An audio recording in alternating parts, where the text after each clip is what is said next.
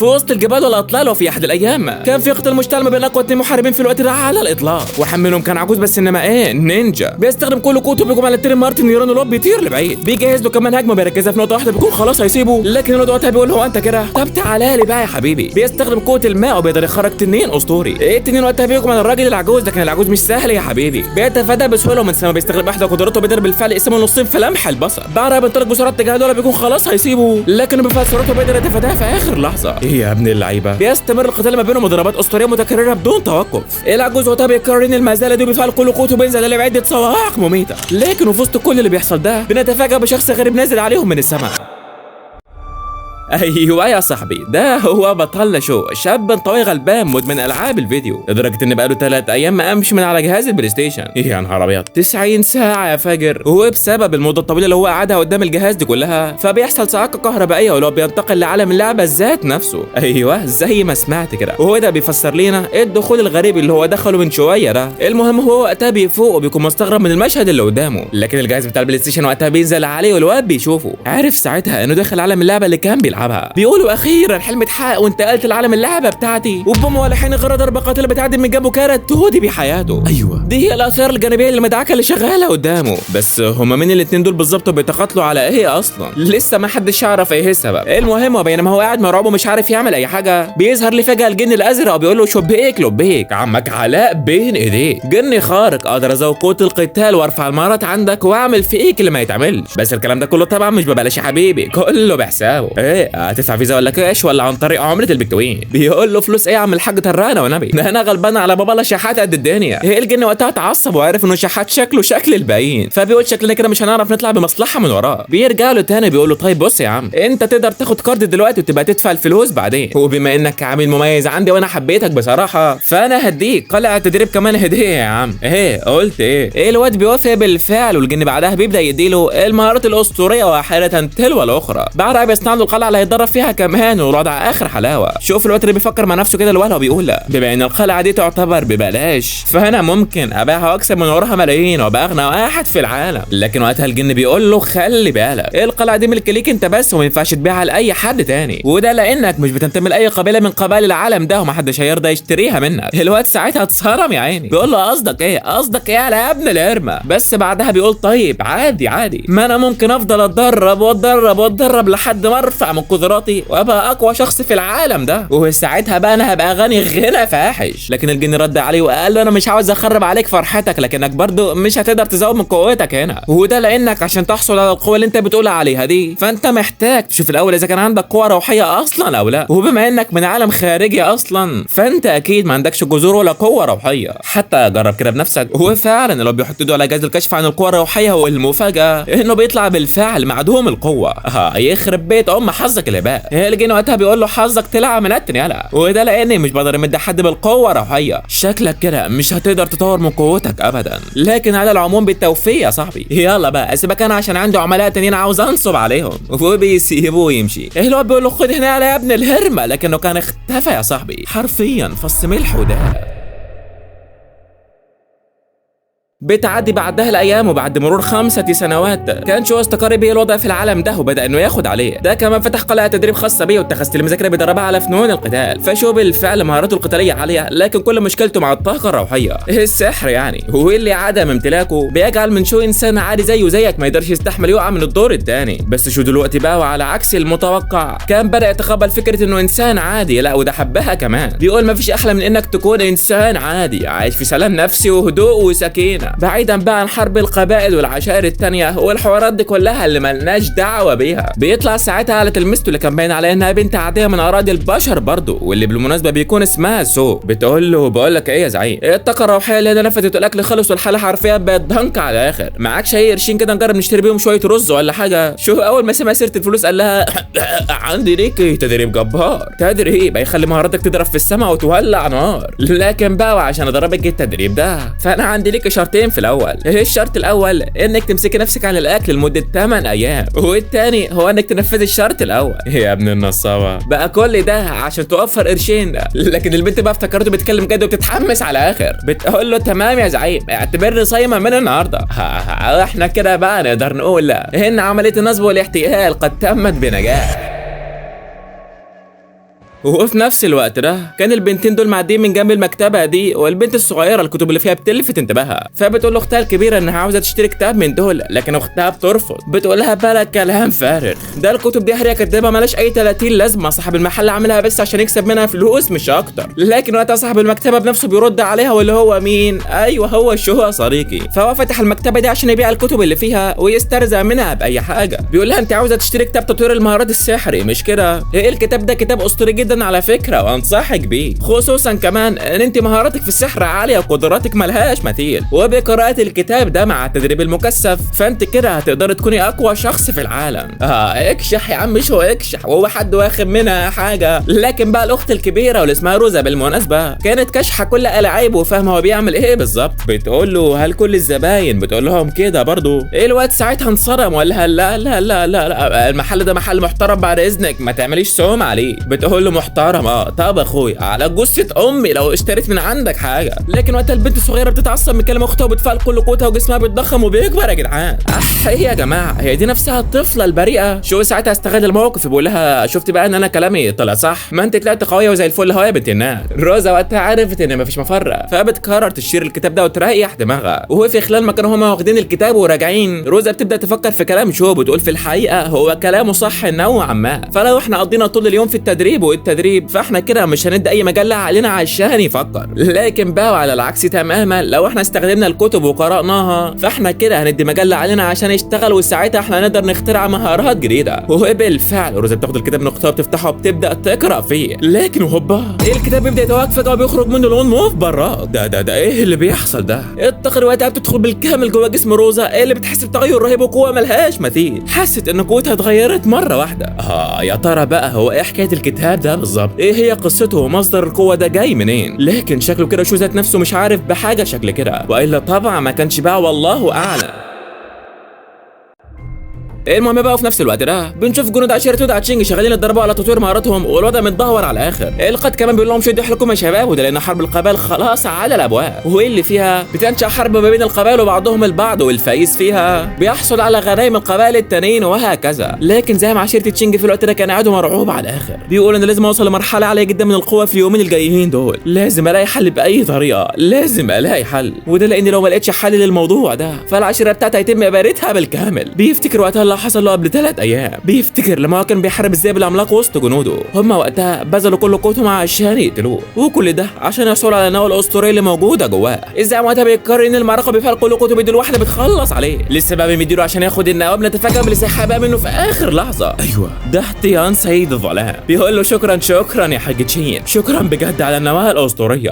تشين وقتها بيتعصب على الاخر بيقول له رجعها لي، يلا رجعها لي، جنودي بقى لهم شهور بيحاربوا الذئب ده عشان نضعف قوته ونقدر نحصل عليها، وانت تيجي كده وتسرقها مننا في لحظه عجاز. بس انا مش هسيبك تعمل كده، لا مش هسيبك. بينطلق لي بسرعه لكن تيام بيقدر يتفاداه، بقى بيوجه له ضربه في ايده بتخرمها له. يا نهار ابيض، هو انت ازاي قدرت تطور من قوتك كده؟ تيام بيقول له ايوه اخيرا اخدت بالك، انت مش ملاحظ يا حاج تشين انك لسه واقف مكانك، نفس مهاراتك نفس حركاتك العبيطه ما غيرتهاش، انت مش واخد بالك ان الناس بتتطور من حواليك ولا ايه؟ الدنيا مش بتقف على حد يا تشين يا حبيبي. على العموم انا حبيت اجي هنا وامسي عليك واعرفك ان افشخك كمان يومين في حرب العشائر، انا حرفيا نوبتكم كلكم في الحرب المره دي. يا نهار نيله، ده شكلها هتقلب معركه. اتشين في الوقت اللي بيفوق من ذكرياته بيقول في نفسه اعمل ايه يا ربي، اعمل ايه في الورطه اللي انا فيها دلوقتي دي؟ ما فيش معايا غير يومين بس ولازم اوصل فيهم لمرحله الروح، لازم اوصل للمرحله دي قبل بدايه حرب العشائر والا هتكون دي نهايتنا كلنا. بتدخل عليه روزا وقتها وبتقول له انا اسف على اختراق القوانين، لكن صدقني الموضوع ده مهم جدا، ارجوك يا سيدي الزعيم خد الكتاب ده اقرا فيه. اتشين وقتها بيتعصب ويقول لها وانت شايفه ده وقته يعني؟ شايف ان ده وقت قراءه يا روز؟ انا كنت فاكرك واحده من افضل الجنود عندي، لكني للاسف فقدت ثقتي فيك يا روزا. روزا وقتها بتقول له انا اسفه يا زعيم، لكن انت اللي اضطرتني اعمل كده. بتفعل ساعتها كل قوتها وقتها المكان كله بيتوهج بالكامل، ومش كده وبس، لا دي كمان بتستري واحده من اقوى الساحرات على الاطلاق، والزعيم بيتصدم بيقول لها انت ازاي قدرتي توصلي لمرحله الروح بالسرعه دي؟ عرفيني انت عملتي ايه بالظبط؟ بتقول له الكتاب ده هو السر، انا عارف انك مش هتصدقني دلوقتي لكني مش هقول لك غير جرب بنفسك، الكتاب ده هو اللي ممكن يقلب الموازين وبسببه نفوز في حرب العشائر. وفعلا المعلم بيقرر ياخد منها الكتاب، وبمجرد ما بيفتحه بيحس بشعور غريب اول مره يحسه في حياته. ايوه المعلم بيدخل جوه والطاقه الروحيه بتتدفق من حواليه من كل مكان يا جماعه. المعلم حرفيا قدر يفعل القوى الروحيه في لمح البصر. يا نهار ابيض، يا ترى ايه هو سر الكتاب ده بالظبط؟ وفي نفس الوقت ده في المدينه كان في ثعلب صغير بس يحير شغال يسرق في الناس ويستفزهم ويجري، وده لانه بيكره البشر، بيكرههم بسبب الحركه اللي هم عملوها معاه. فهو بالفعل كان واحد من اقوى العشائر في العالم، لكن البشر في يوم من الايام اتخلوا عنه واخدوا منه معظم قوته، ومن ساعتها بقى هو بيكره البشر بشكل عام ويحمل اتجاههم كره وضغينه شخصيه. المهم وقتها كان شويه قاعد في المكان ده وبيسمي الله عشان يبدا ياكل الاكله اللي هو لسه شاريها من شويه. لحمه ضني بقى ومروق الدنيا. الواد مش مصدق نفسه ان حد اشترى منه كتاب بعد كل السنين دي، بيقول واخيرا باين حاجه نسترزق منها. بيكون بقى لسه هياكل، لكنه فجاه بيلاقي الثعلب جاله وبيكون خلاص هيقتله، لكن شو مش سهل يا حبيبي، بيقدر يمسكه بكل سهوله والثعلب مصدوم. بيقول له احيي يا جدع انت، وانت جبت القوه دي كلها منين؟ لكن بطل ما كانش بيركز معاه اصلا، وكل اللي شاغل تفكيره ايه الاكل اللي باظت عليه من شويه. بيقول له ده انا مش هرحمك يا ابن الهرمه، هقتلك واشرب من دمك بسبب حركتك دي. الثعلب حرفيا اغمى عليه من كتر الخوف، وبيقول في نفسه هو مين الشخص ده بالظبط؟ ده مش هو بس، لا ده كمان روزا وتشين كانوا مصدومين من اللي حصل وبيقولوا في صوت واحد مين هو الواد ده بالظبط. يا نهار ابيض، يا ترى هي حكايتك يا عم شو؟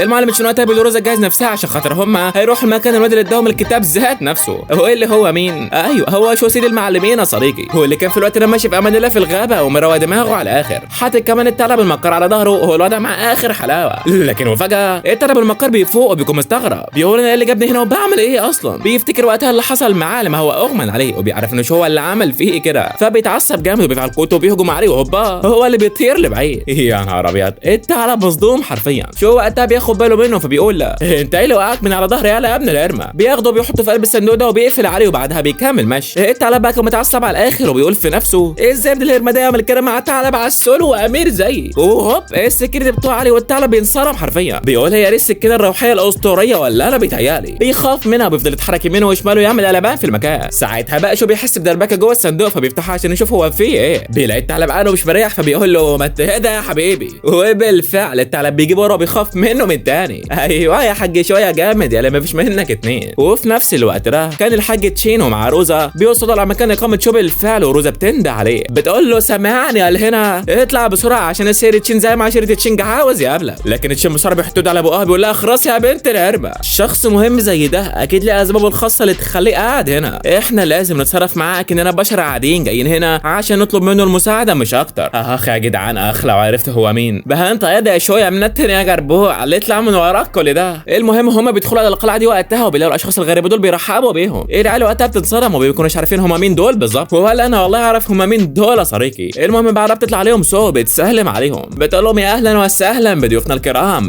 ايه عاوزين مين بقى؟ بيقولوا لها السيد الشاب اللي كان هنا راح فين؟ بتقول لهم انتوا عاوزين سيدي شو؟ طب تمام هو في مشوار دلوقتي وكلها شويه وهتلاقوه جه على هنا. وبالفعل وبعد مرور بضعه ساعات تقريبا بيوصل شو على المكان وبيسلم عليهم، لكنهم كانوا مرعوبين حرفيا من الطاقه الشيطانيه اللي كانت طالعه من ورا ظهره. ايوه دي هي طاقه الذئب الشيطاني، الذئب اللي شو مسكوا في المدينه وناوي يعملوا على عشاء النهارده. يا نهار ابيض عاوز تتعشى على الذئب يا فجر. المهم هو بيقول لهم بما انكم جيتوا هنا النهارده فانتوا حظكم حلو معايا، وده لاني لسه واقع على حته ذئب لحم مملوك انما ايه جمدان. روزا بقى ما كانوش مركزين معاه اصلا، وده لانهم كانوا مرعوبين من الطاقه الشيطانيه اللي كانت طالعه من ورا ظهره اللي هي طاقه الذئب اللي هو ناوي يطبخه يعني. يا حلاوه دي كده وسعت منك قوي قوي يا عم شو، لكنه كان عامل زي المتول ومش فاهم اي حاجه اصلا. المهم هو وقتها بيقول له سود جيب له شويه ميه مغليه، وده لان عندهم طبخه شهيه النهارده. بيدخل بعدها جوه المطبخ هو بيبدا يقطع في البصل ده عشان يقسمه شرايح ويحطه على لحم دي، لكن وقتها بيلاحظ تشين وروزا واقفين على الباب فبيروح عليهم وبيقول لهم لو انتوا جعانين قوي كده تقدروا تدخلوا جوه وتاكلوا شرايح البصل اللي انا قطعتها عقبال ما اروح اجيب الفجل واجي. بيقولوا له تمام وده لانهم كانوا مرعوبين منه اصلا. بيدخلوا بعدها جوه المطبخ بتاعه، روزا بتقول لنفسها بقى لي فتره ما اكلتش بصل ما خلينا نجرب. بتاكلها بالفعل وهوبا البت اتسحرت منها حرفيا. لا مش عشان طعمها جميل ولا حاجه صديقي، ده عشان هي بمجرد ما اكلتها حست مره واحده بانتعاشه غير طبيعيه وان قوتها عاوزه تنفجر من كتر الحماسه، لكن فجر عيل بترعبه مره واحده. ايوه دي هي طاقه الذئب من تاني. هو انت يا اخي مش ناوي تهمه بقى؟ بيطلعوا يجروا منه بسرعه وشو ما كانش فاهم شويه المجانين دول. بيقول لهم يا جماعه ما فيش داعي للخوف من كلب لطيف جميل زي ده. بيروح عليه بيقول له بقى انت اللي عامل النواش ده كله، ده انت حتى هتموت كمان شويه يا اخي ما تخلي عندك دم بقى. كده. تشين روزا في الوقت ده كانوا مستخبيين ورا الشجره كده وبيقولوا ده الطاقه الشيطانيه دي طلعت من احدى ذئاب عشيره الذئاب. ازاي الواد ده جات الجرأه انه فكر اصلا يعملوا على العشاء؟ لكن برضه نرجع لنفس النقطه الاولانيه ونقول لا، بما انه فكر التفكير ده فاكيد هو عنده القدره على اباده عشيره الذئاب كلها في لمح البصر لوحده.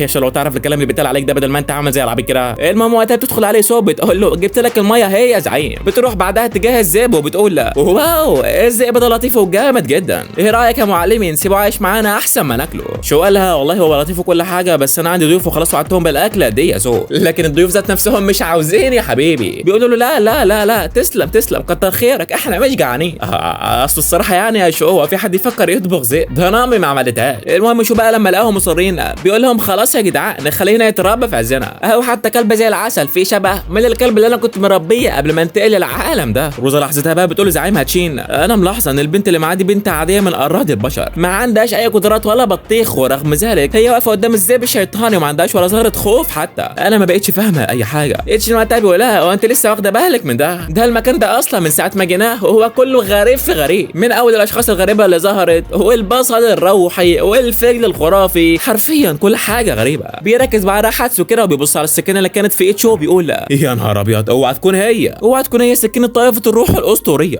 ثواني كده والنبي هي احنا لازم نحاول ناخد السكينه دي منه باي طريقه. ساعتها روزا بتتهور وبتروح عليه بسرعه وبتقول له انا اسفه على سياستك دي لكن احنا محتاجين منك طلب بسيط، وهو انك تديني سكينه المطبخ اللي في ايديك دي يومين بس يا سيدي المعلمين وعد مني ارجعها لك تاني. المعلم تشين ساعتها بيجي بسرعه بيقول له ارجوك يا زعيم. ساعتها شو قال له بس كده ماشي يا عم، بيديها لهم بالفعل والعيال ما كانوش مصدقين نفسهم. تشين ساعتها بيقول له شكرا لك بجد على خدمتك لينا، ووعد مني ليك ان بقى لما اخلص حرب العشائر اللي انا داخل عليها دي فانا هاجي لك من تاني وارد لك الجميله دي. شو بقى ما كانش فاهم حاجه ولا هو جميله ايه دي بالنسبه له مجرد سكينه عاديه. لكن العجوز بيودعه بيقول له انا مضطر امشي دلوقتي سلام. شو بيودعهم بالفعل لكنه ما كانش فاهم لهم حاجه ولاد المجانين دول. بيرجعوا بعدها للعشيره والمعلم بيجتمع مع كل تلاميذه الكبار بيقول لهم الحرب بينه وبين عشيره فيانج خلاص على الابواب، الحرب اللي مترنين عليها بقالنا سنوات. فمن حوالي 10 سنين او اكتر انا اترينت مع تيار رئيس عشيره فانج ان احنا نقيم بيننا هدنه لمده 10 سنوات وبعدها نتقاتل مع بعض في حرب العشائر والفايز ده يعمل اللي هو عايزه في التاني. يعني حرفيا الحرب اللي بعد يومين دي هيكون يا اما حياه او يا اما موت. انا بقول لكم الكلام ده دلوقتي عشان انا متاكد انكم هتقفوا جنبي دائما وابدا. بيعمل بعدها اختبار بس كده للسلاح اللي واخده من شو بالفعل السلاح بيطلع شغال وقدراته جباره، هو ده المفتاح للفوز في المعركه اللي جايه. وفي نفس الوقت ده على الجانب الاخر كان شوعد هو وسو شغالين يصنعوا في المناظير دي. سو بتقول له احنا تعبين ايدينا وشغالين نعمل المناظير دي كلها من الصبح ليه يا عم الحاج؟ بيقول لها عشان بكل بساطه في حرب ما بين اقوتين من قاره العشائر تقاتلوا بعد يومين، وعشان نطلع من الحارس ده باكبر استفاده ممكنه فاحنا هنطلع بفكره المناظير دي. فالناس كلها واستمع هي ماشيه مهاجره في حته تانية لحد ما الحرب دي تخلص. بيكون نفسهم اكيد يتفرجوا على حرب العشائر لكنهم بيكونوا قلقانين لاحسن حد منهم يتصاب ولا حاجه. وهنا بقى يجي دور المنظار اللي احنا شغالين عليه ده، منظار خفيف هيتحط على العين هيقدروا من خلاله انهم يتابعوا الحرب من بعيد ومن غير ما اي حد يتاذى. لكننا طبعا مش هنديهم الخدمه دي ببلاش كله بحسابه يا ابن اللعيبه. ايوه كده يلا شغل دماغك. بتعدي بعدها الايام وبيحين اليوم المنشود يوم حرب العشائر. الجنود بيبداوا ياخدوا المدنيين كمان والحرب خلاص على الابواب. ساعتها بقى شو بيروح يقف في المكان ده وبيقول لا دي فرصتي. وبينما الناس ماشيين قرفانين ومش عارفين يروحوا على فين بيبدا شو يروج للمزار بتاعه بيقول لهم كلام مهم معسول اللي يجبر اي حد يشتريه منه. بيقول لهم منظار خفيف سعره لطيف بيشوف التكييف ولو من بعد رغيف. قصدي يعني منظار خرافي هيخليك تقدر تتابع الحرب يا زميلي من بعيد جدا، فبالتالي مفيش حد هيتاذى وتستمتعوا في نفس الوقت. قرب يا زميلي وجرب وصدقني مع المنظار العويل هتعيش التجربه بدون مناديل. الناس صدقته كلهم جريوا عليه عشان يشتروه يا ابن النصابه.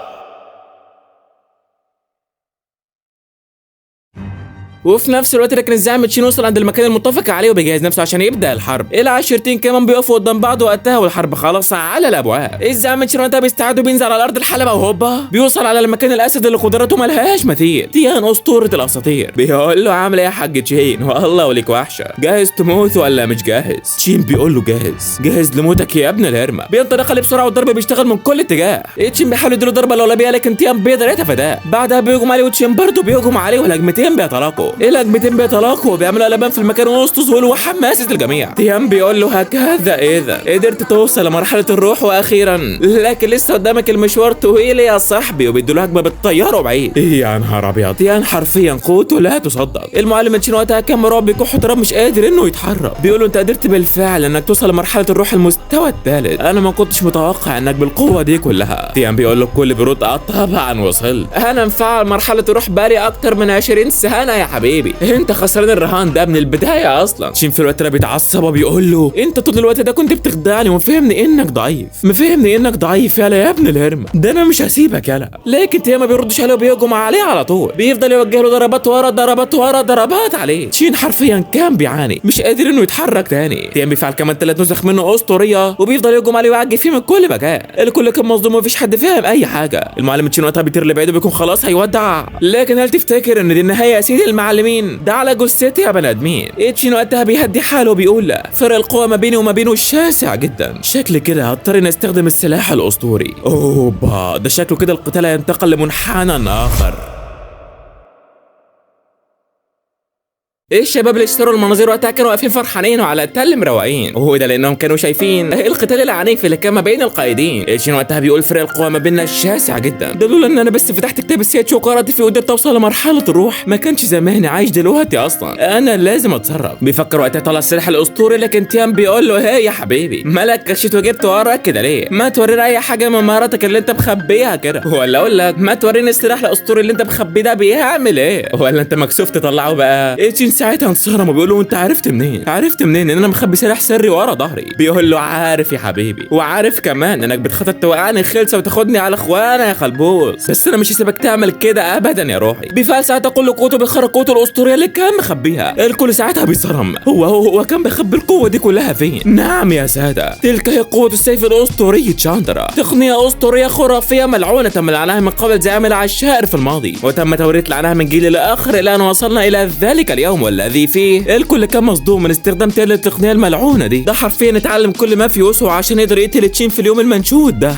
للدرجه دي محروق منه. روزا وقتها بتقول اكيد في خاين وسطنا، اكيد في خاين، استحاله تاني يعرف خطه القائد بتاعنا كده وان مع السكينه الاسطوريه دي، الا اذا كان حد قال له. بس ولنفترض كده فعلا، فهو مين يا ترى؟ المهم وقتها الواد ده بيدخل عليها وبيقول لها انا سمعت انك نزلت لاسفل الجبل انتوا والمعلم تشين من يومين، وانتوا كنتوا بقى بتعملوا ايه هناك بالظبط؟ روزا ساعتها بتستغرب منه وبتقول له مالكش فيه، دي اسرار ما ينفعش نقول لاي حد عليها. بيقول لها تمام يا ست مالك كده. تين وقتها بيفعل كل قدراته بيستعرض مهاراته، بيقول لتشين جهز لي نفسك بقى يا حبيبي لاني مش ناوي ارحم اي حد فيكم ولا ارحمك انت كمان. لكن تشين بيقول له ارجع يالا. بيطلع ساعتها الوحش الخطير سلاح المطبخ العويل، وهو حياة امك بقى هو ده السلاح السري اللي عمالين نحكي فيه من الصبح. يا دي كسفتك يا ابو العيال. الكل حرفيا كانوا مستعبطينه، واللي هو ايه يا عم الحاج انت خرفت ولا ايه؟ تين وقتها بيبتسم بكل سخريه وبيجوا بالي بكل قوته بيفضل يعجب فيه، والمعلم ما كانش عارف حرفيا يعمل اي حاجه. الدخان وقتها بيملى المكان، والعيال اللي كانوا واخدين المنظر من شوبي يقولوا له احنا مش شايفين حاجه يا عم انت، هنفضل كده كتير ولا بنقول لك صح؟ ما انت عالي بنرمي نصاب صحيح، رجع لنا فلوسنا هلا. شو وقتها بيقول لهم ارجع لكم ايه يا سايبه اللي الدافع وما فيش رجعات يا ابن الهرمه منك له انت وهو. العيال ساعتها بتجيب ورا بيقرروا يكملوا فرجه باللي معاهم وخلاص. لكن شو وقتها استغل الموقف وبيقول لهم الفرجه متاحه عادي لكن بشرط واحد، هو انكم بتدفعوا فلوس تاني خدمه مقابل التصليح. ابو دماغك يا اخي هتجنني. في نفس الوقت ده بقى كان تشين قاعد منهار ومش عارف يعمل ايه بالظبط. بيقرر تاني يستخدم السكينه الاسطوريه، لكن تيام بيستخدم كل قوته بيهجم عليه، بيشتر جوه زوبعه اسطوريه، والكل حرفيا كان مصدوم. الكل وقتها عارف انها خلاص النهايه. ده مش كده وبس، لا ده كمان تيام بتوسع منه على اخر وبيقول لا انا هبتكم كلكم، انا هقتلكم كلكم، هقتلكم واحد وابقى انا حاكم العالم ده.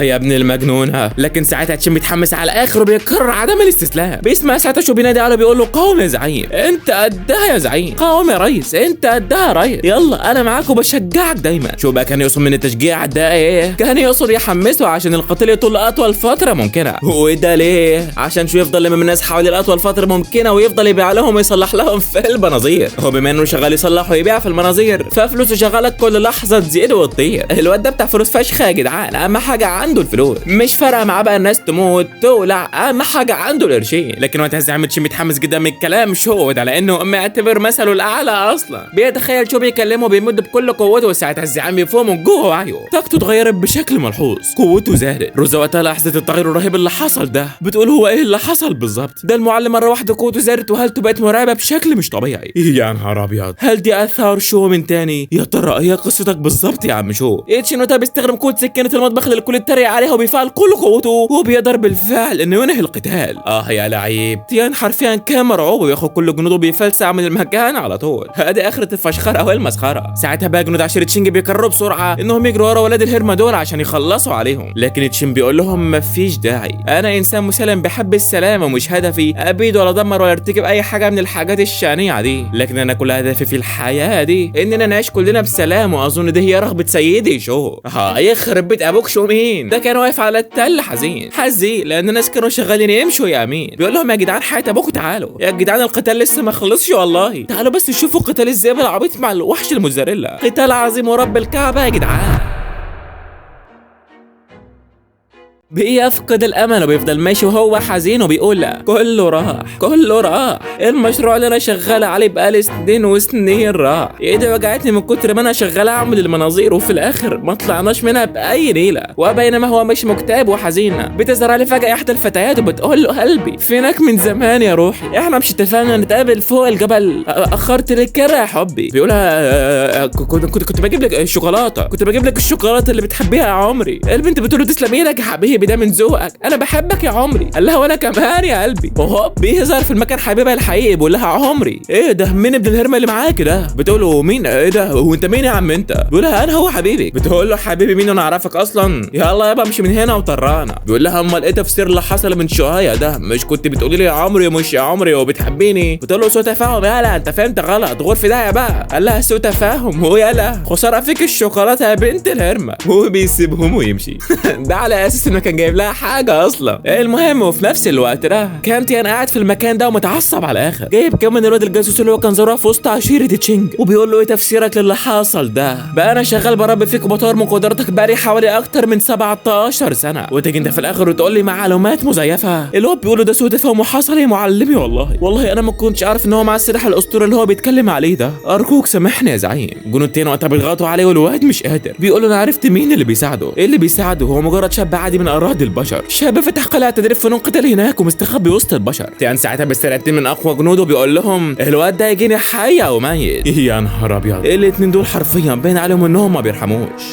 يا ترى هتعمل ايه في الموقف ده شو؟ وبعد مرور 3 ايام من الحدث ده سهو كانت واقفه قدام الباب الخاص بالقلعه بتقول المعلم شو بقاله 3 ايام قافل على نفسه، حرفيا مش قابل ان اي حد يدخل عليه من ساعه اخر موقف حصل والفلوس اللي خسرها والبنت اللي نفرت له، وهو قاعد في الاوضه كده ومش طايق يتكلم مع حد. هتلاقيه قاعد دلوقتي بيعيط بيدعي ربنا انه يتجوز واحده حلوه او الحاجات العبيطه بتاعته دي، فبتقرر وقتها تشوف في نفسها وتدخل عليه، والمفاجاه بتلاقي قاعد عادي ومروق دماغه بيشوي لحمه كمان. الله يخرب بيتك، امال مزينه بالبنت معاك بره ده كله ليه؟ بتقول له وانت بقى مش زعلانه عشان اللي حصل معاك والبنت اللي سابتك؟ انا عرفت على فكره. بيقول لها بنت ايه سو يا قلبي؟ هي دي كانت بنت اساسا؟ دي حاله شحاته ما فيش فرق بينها وبين سوكا.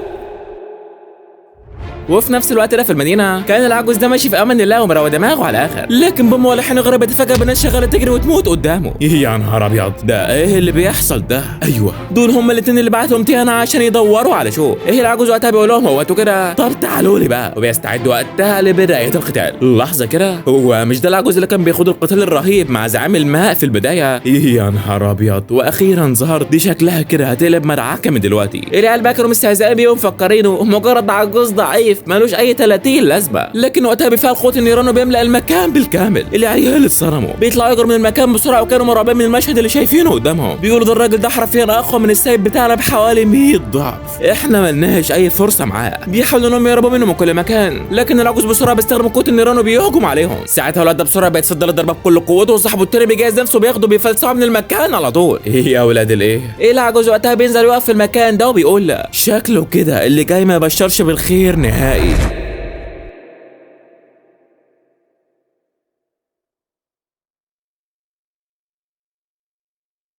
في نفس الوقت ده بقى كان الثعلب المكار واقف في المكان ده ومش طايق نفسه، بيقول والله المكان ده مستفز ونفسي اسيبه، لكن حاولت احلل قوه الواد ابن الهرمه ده عامله ازاي لكني مش عارف مش قادر. بس يلا او خلينا قاعدين ومع الفرج مستنيين. وعلى الجانب الاخر كان الاثنين اللي بعتهم تاني واقفين مع بعض في المكان ده وبيتفقوا مع بعض على اللي يعملوه. الاخ الابيض بيقول له احنا هنكمل اللي الزعيم قال لنا عليه ومش هنرجع تاني، لا خلينا نعتبر ان الراجل العجوز اللي ظهر ده كان مجرد حاجه كده غير مألوفه واحنا قدرنا نهرب منه، فكل هدفنا حاليا ندور بيدور في كل الاماكن المتبقيه لين لحد ما وقع ابن الهرمه اللي معاه السكينه، وهو بالفعل باتفاق على ده بينطلقوا اتجاه المدينه عشان يكملوا بحثهم. ووقتها كان شو بيقول له سو انها تجهز نفسها عشان خاطر هم يروحوا السوق عشان يبيعوا بعض من الكتب اللي معاهم، لكنها بتقول له تبيع ايه يا عم؟ دي كتب انقرضت من الاف السنين وانت في ذمتك في حد هيشتريها منك يعني؟ على العموم خلينا ورا العبيط لحد ما نشوف اخره ايه. اما بقى الاشرار الابيض وصاحبه الاسود ده فبيوصلوا وقتها عند المكان اللي فيه شو لكن من الخارج. الابيض بيقولوا دي قلعه مهجوره مالهاش اي 30 لازمه يا عم، ده انا مكسوف من نفسي وانا داخلها والله، دي شكلها يوحي ان محدش دخلها من مئات السنين، لكن على العموم خلينا ندخل فيها وندمرها زي ما امرنا السيد تيان. فهو امرنا نحرق الاخضر واليابس. بيستعدوا هما الاثنين بيجهزوا نفسهم وشكلهم كده مش ناويين على خير. الثعلب وقتها كمان بيصحى من النوم مفزوع وده بعد ما حس بيهم. بيقول في اهله غريبه ومش ظهرت في المكان ده مره واحده، شكله كده في حد بيحاول يهجم علينا. بيروح بسرعه عشان يبلغ سو لكنها ما كانتش فاهمه منه اي حاجه، فاكره مجرد كلب جعان بيهوهو وخلاص، فبتقول له ما فيش اكل يا حبيبي. الثعلب كان يتنط حرفيا.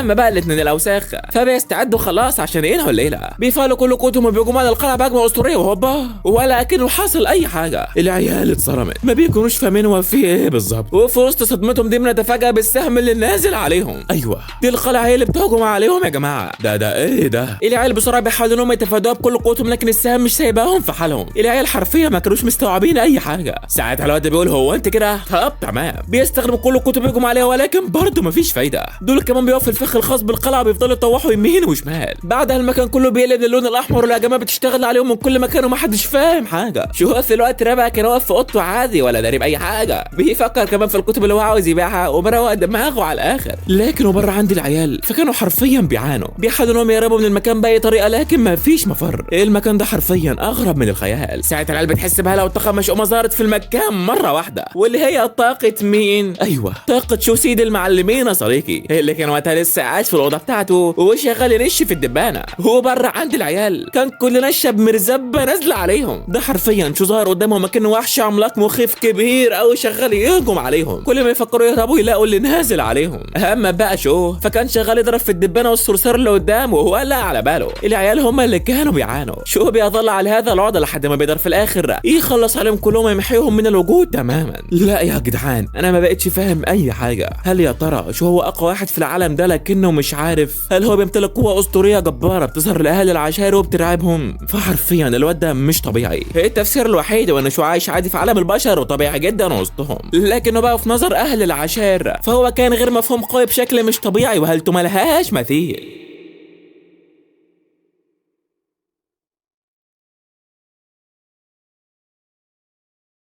المهم بقى مش خلص على الاثنين الاوساخ، كان المكان شبه اتدمر نوعا ما والدنيا بقت خربانه، لكنه ما كانش شايف ولا حاسس باي حاجه، وده لانه زي ما احنا قلنا في البدايه عيل متعول مش معانا في الدنيا اصلا. هو وقتها بقى بتطلع بره وبتلاحظ المكان متدمر فبتقول لا ايه يا نهار ابيض هو ايه اللي حصل ده؟ احمس هي كمان ما كانتش حاسه باي حاجه ولا ايه؟ الثعلب الوحيد اللي كان هيجيله جلطه حرفيا. مش فاهم هم مين ولاد المجانين دول بالظبط. المهم سباوه في خلال ما هي كانت واقفه بتلاحظ البتاع الغريبه دي فبتقرر تحطها عشان تكمل بيت الفراغ في السلم اللي اتكسر. الثعلب بيقول لها ايه بقى ده؟ الاداه دي اداه اسطوريه في عالم العشائر الكل بيتنافس عليها عشان ياخدوها، وانت تحطها لي هنا عشان تكملي بيها السلم؟ نهارك ابيض على النعم. انا تعبت. هو في الوقت ده كان العجوز الناري الاسطوري قاعد وبيلعب شطرنج مع بطله شو، وهو بيتضح ان العجوز بجلاله قدره وكل قوته بيخاف اصلا من سيد المعلمين شو، بيعمل له 1000 حساب واعتبار. فهو ياما فكر يهجم عليه لكنه كل ما بيفكر بيحس بقى مش قوه غير طبيعيه طالعه منه.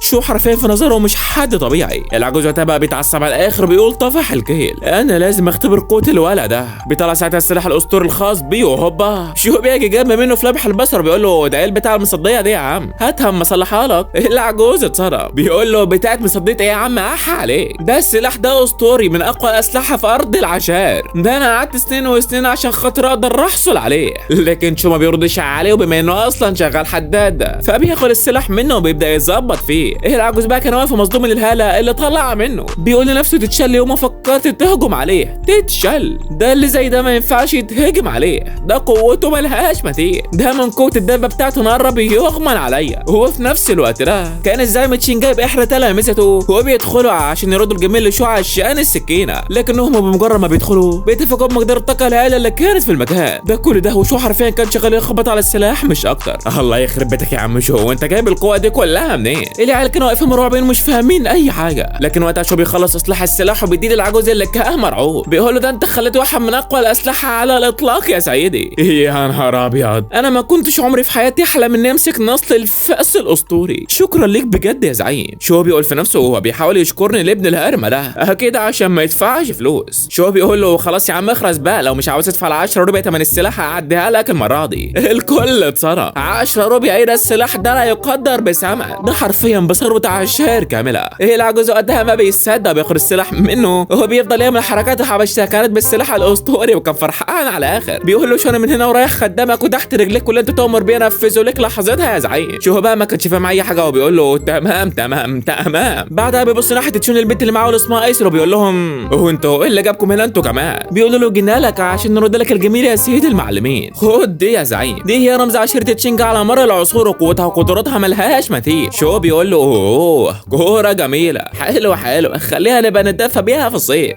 العيال اتصرموا. دي هي رمز العشيره كره اللهب الاسطوريه، وانت تقول لي مجرد كوره مطاطيه نتدفى بيها في الشتاء؟ لكن على العموم كويس انها عجبتك يا سيد المعلمين. بيدي لهم الكتاب ده، بعدها بيقول لهم خدوا الكتاب ده اقرأوا فيه، لسه كاتب فيه روايه من تاليفي وهو وعد مني ليكم هتعجبكم فشخ. لكن العيال بمجرد ما بيشوف الكتاب بيقولوا له ده هو كتاب الفنون القتاليه النادر المدفون تحت التراب. اسل بسرعه بتاخد الكتاب وبتسرقه، المعلم بيستاذن من شو بيجري وراها بيقول لها خد هنا يا بنت الهرمه، الكتاب ده من نصيبي. وشو كان واقف ومش فاهم اي حاجه، وبعدها بشويه بتلاقي له العربه دي عشان تاخده على المدينه. هو ده ليه؟ عشان ينصر نصبيته الجديده.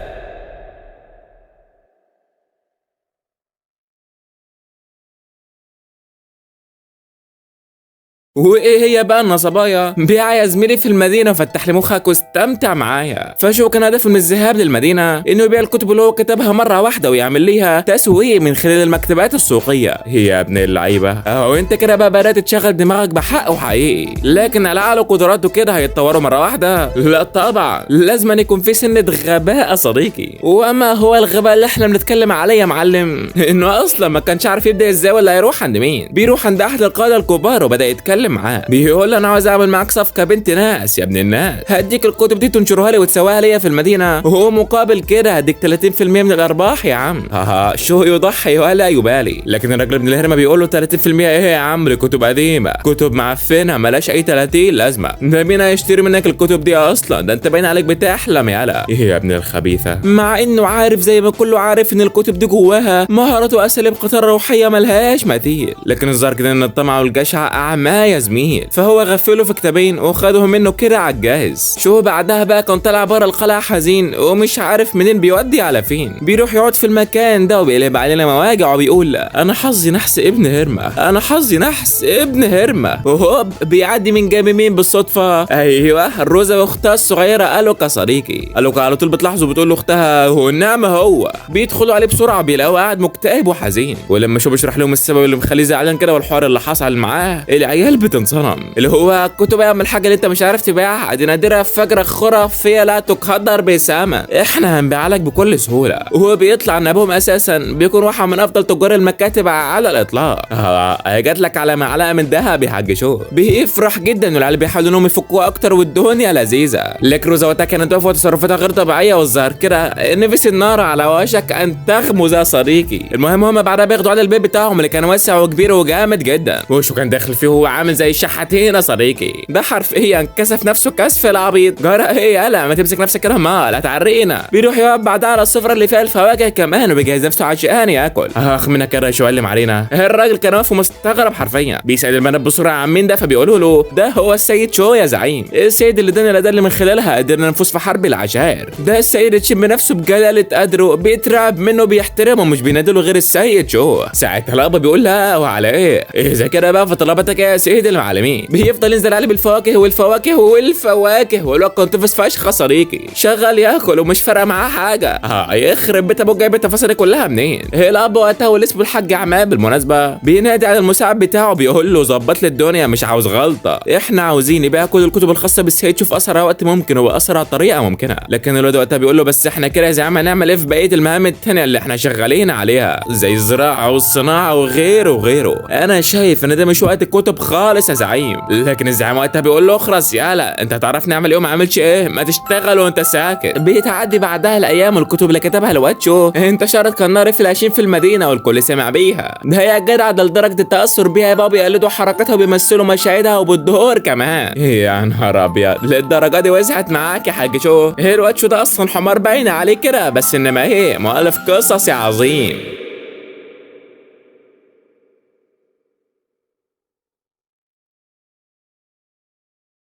شو بقى وفي الوقت ده كان قاعد في بيت كده نصبه لنفسه في حته كده في المدينه ومروق دماغه على الاخر. كان في الوقت ده بيجيب الاكل للثعلب ابن الهرمه المكاره، لكن الثعلب ما بيعجبوش الاكل كالعاده، بيروح يجيب له العظمايه اللي بياكل فيها بقاله شهور وسنين. بيقول فعل باله يا اخي بطل لا انا جوعت ابونا بقى. والواد شو كان واقف ومش فاهم اي حاجه كالعاده. بيقول له انت عاوز عظمايه يعني؟ لا مفيش حبيبي، قول له انت ساكت بقى، يلا بقى انا ارمي العظمايه دي بعيد اما نشوف انت هتقدر تجيبها في قد ايه. بيرميها لبعيد بالفعل وهوبا البنت الغريبه دي بتمسكها على طول بتستغرب، العظمه دي ريحتها وطاقتها مش غريبه عليا.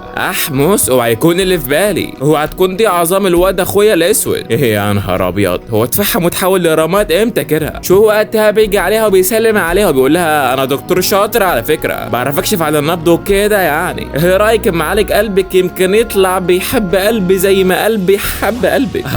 نفسي توسع تفكيرك ودماغ امك عن البنات والفلوس شويه، صدقني العالم هيخرب والله. البنت طبعا بتترعب منه ده لانها كانت شايفاه حد مش عادي. فزي ما احنا قلنا سابقا شو بالنسبه لاهل العشائر كان فائق القوه غير مفهوم اطلاقا. المهم وقت البنت بتخاف وبتترعب على طول بتطلع تجري، وشو كنافه مش فاهم اي حاجه كالعاده يعني. بعدها بيدخل يقعد مع صوت ثعلب جوه البيت شويه، وهو اللي بتقول له صح يا زعيم، وانت مش كنت قلت لنا قبل كده بمجرد ما الكتب بتاعتك دي تتباع هناكل كل يوم لحمه وفراخ وسمك مشوي ونظبط الكلام؟ فين بقى الكلام ده يا زعيم؟ قال لها موجود قريب جدا. شكله كده بيفكر يرسم نصابيه جديده من تاني. اخ يا حلاوتك يا شو، ناوي على ايه بس؟ وفي الوقت ده بيوصل احدى مساعدين العم عماد وبينادي على شو بيطلع ليه عشان يقابله بالفعل، والراجل ده بيقول له نظرا للمبيعات والارقام العاليه اللي احنا حققناها الفتره الاخيره ما شاء الله فدي حصتك يا سيدي المعلمين 300,000 عمله ذهبيه. الواد بيقول له ايه انت بتتكلم جد؟ بقى انا يبقى معايا 300,000 عمله ذهبيه؟ يا بركه دعاك يا اما رصوا يا بنات يلا وهيسوا او عمك شوار اصبر بيسو يخرب بيت امك عريت ابونا. وبعدها بشويه بيلاقي على طول اللي طابب عليه، ايوه ده الراجل ابن الهرمه اللي حاول ينصب على الشوف في البدايه. فهو لما لقى الدنيا ضاقت بيه ومبيعاته انخفضت وشو عداه بمراحل قرر دلوقتي انه يتعاون مع شو. لكن بعد ايه بس يا حبيبي؟ شو بيديله الطرشه التمام وبيقول له ما اشوفش وشك هنا التاني على الناقصه.